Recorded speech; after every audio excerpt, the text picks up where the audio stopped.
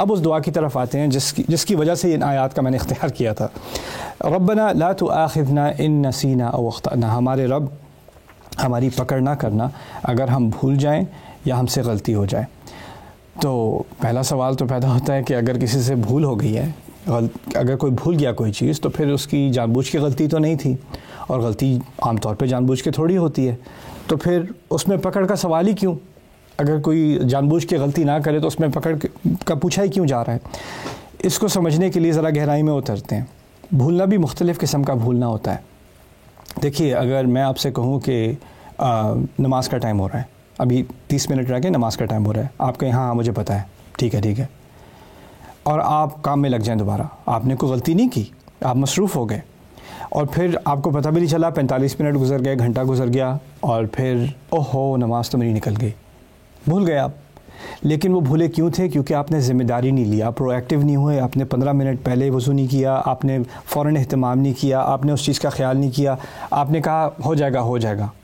تو اگر آپ نے خود ایک راستہ تیار کر دیا جس میں آپ کے بھولنے کے امکانات بڑھ گئے تھے نا، تو اس میں پھر ذمہ داری آپ کی ہی ہے. ایک ہوتا ہے کہ انسان کی صحیح نیت تھی، صحیح طریقے سے کام کر رہا تھا، اور پھر غلطی سے کچھ بھول گیا، وہ ٹھیک ہے، وہ انسان بھول جاتا ہے. یا غلطی کی مثال امام راضی نے بھی دی تھی کہ اگر کوئی شکار کر رہا تھا جانور کا نا، تو اس کو جانور نظر آیا، اس نے تیر چلایا، اور وہ تیر اس پہ لگ گیا، اس کو لگنے کے بجائے کسی انسان کو لگ گیا، غلطی ہوئی اس سے. لیکن اگر کوئی جنگل میں جا کے بغیر جانور نظر آئے نہ آئے اس نے تیر چلا دینا ہے، لگ ہی جائے گا، یعنی نشانہ لگائے بغیر، اور وہ جا کے کسی انسان کو لگ جائے. اب بھول اور غلطی دونوں سے ہوئی ہے، لیکن ایک کی نیگلیجنس کی وجہ سے، غیر ذمہ داری کی وجہ سے، یعنی اپنے آپ کو احتیاط میں نہ رکھنے کی وجہ سے اس سے غلطی ہوئی ہے. ایسی چیز کے بارے میں ہم یہاں مانگ رہے ہیں اللہ تعالیٰ سے کہ وہ تو دوسری چیز تو انڈرسٹینڈیبل ہے نا، کہ اگر آپ کے آپے سے نہیں، آپ کے آپے میں ہی نہیں تھی، آپ واقعی میں بھول گئے تھے تو وہ اور چیز ہے. لیکن اب میں اگر اپنی غیر ذمہ داری کی وجہ سے کوئی چیز بھولتا ہوں، یا فرض کریں مجھ سے غلطی ہوتی ہے، میں نماز کے لیے نہیں اٹھا صبح، ٹھیک ہے، پہلے میں اپنے آپ سے پوچھوں میں رات کو سویا کتنے بجے تھا؟ اگر رات کو 2-3 بجے میں جا کے سویا ہوں اور پھر مجھے 5 بجے کی فجر میری مس ہوئی ہے، تو پھر غلطی تو میری ہے نا. یہ تو نہیں کہ میں کیسے کنٹرول کر سکتا ہوں اپنی نیند کو. نہیں، آپ رات کو اپنی سلیپ کنٹرول کر سکتے تھے، آپ جلدی سو سکتے تھے، آپ 3-3 4-4 الارم لگا سکتے تھے. آپ نے ذمہ داری نہیں لی تو آپ سے وہ غلطی ہوئی ہے. یہاں پر ایک چھوٹی سی بات ہے، خاطئ اور مخطئ کا فرق ہوتا ہے عربی میں. خاطئ ایسے غلطی کرنے والے کو کہتے ہیں جس نے جان بوجھ کے کوئی غلط کام کیا ہو، اور مخطئ کہتے ہیں، یہاں اخطاء کا لفظ مخطئ سے متعلق ہے، جس کے معنی ہوتے ہیں کوئی ایسی غلطی جو آپ کی اپنی غلطی کی وجہ سے، یعنی اپنی جان بوجھ کی غلطی کی وجہ سے نہ ہو.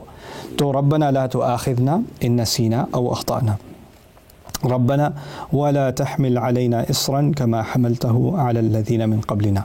ہمارے رب ہمارے اوپر ایسا بوجھ نہ ڈال دیجئے.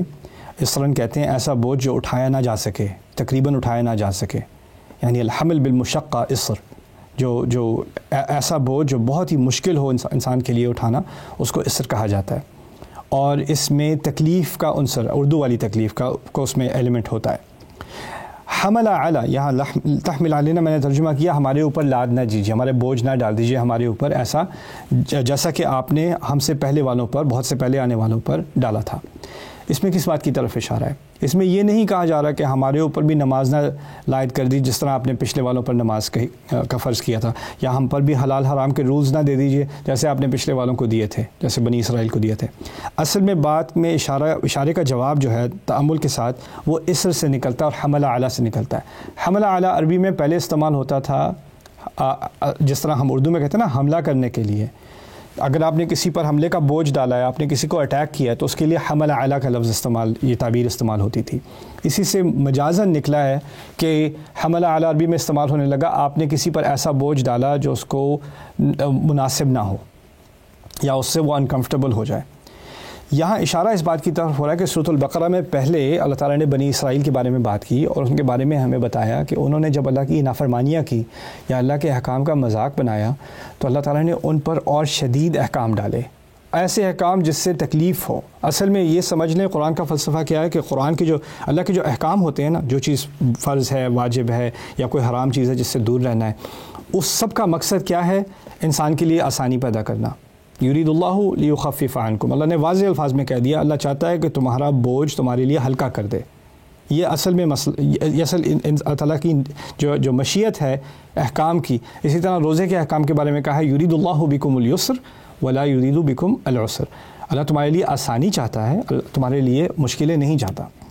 لیکن بنی اسرائیل کی ایک خاص تاریخ ہے. ان لوگوں نے جب اللہ تعالیٰ کے احکام کا مذاق اڑایا, جیسے گائے کو ذبح کرنے کا حکم تھا اس کا مذاق اڑایا, تو وہ حکم مشکل سے مشکل ہوتا چلا گیا. اسی طرح انہوں نے اللہ تعالیٰ کی نافرمانی کی تو ان کو 40 سال جو ہے وہ صحرا میں گھومنا پھرنا پڑا, یتیہون فی الارض. یعنی انہوں نے جب بھی اللہ تعالیٰ کی نافرمانی کی, اللہ تعالیٰ نے ان پر ریسٹرکشن اور ڈال دی, یہ ایک سزا تھی ان کے اوپر. اسی کی طرف اشارہ کیا گیا ہے اور جگہ پر, اور اللہ تعالیٰ نے کہا کہ قرآن کے آنے سے جو سزائی احکام ان کو دیے گئے تھے, جو پالیسیز ان پر ڈالی گئی تھیں جو ان کے لیے زندگی مشکل کر رہی تھیں, انہوں نے وہ کمائی تھیں اپنی غلطیوں کی وجہ سے, ان کو ہٹانا بھی قرآن کے مقاصد میں سے ایک مقصد ہے.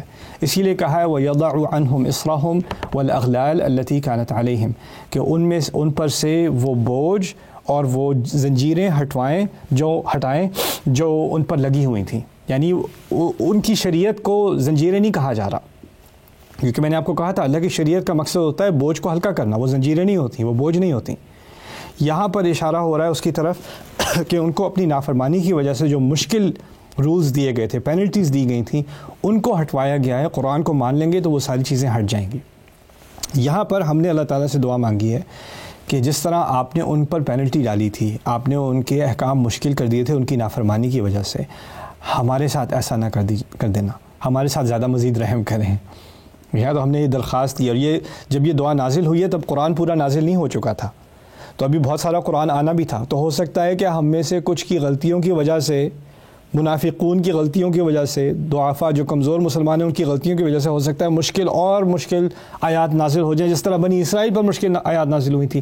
تو ہم نے وہیں پہ دعا مانگ لی, ربنا ولا تحمل علینا اصرا کما حملتہ علی الذین من قبلنا. پھر اس کے بعد, اور یہ اللہ تعالیٰ کی بڑی رحمت ہے کہ اللہ تعالیٰ نے اس دعا کو, ہم جب بھی یہ دعا مانگیں تو اس میں ہماری پرسنل زندگی کا بھی تعلق ہے کہ اللہ تعالیٰ ہمارے اوپر ایسی مشکلات نہ ڈال دے ہماری اپنی غلطیوں کی وجہ سے, جیسے پچھلے والوں نے غلطیاں کی تھیں تو ان کے لیے زندگی میں مشکلیں آ گئی تھیں. تو ہم اللہ تعالیٰ سے دعا کر رہے ہیں, پہلے تو ہم نے معافی مانگ لی, پھر اس کے بعد ہم نے کہہ دیا کہ ہم سے غلطی ہو جاتی ہے, اگر غلطی ہو جائے تو ہمیں معاف کر دیجئے, کیونکہ اگر معاف نہ کیا گیا تو ہو سکتا ہے زندگی میں اور مشکلات آ جائیں گی. تو پھر اس کے بعد کہا ہے ربنا ولا تحملنا ما لا طاقت لنا به, ہمارے رب ہم پر ایسا بوجھ نہ ڈالیے گا جس کی ہمیں طاقت ہی نہ اٹھانے کی.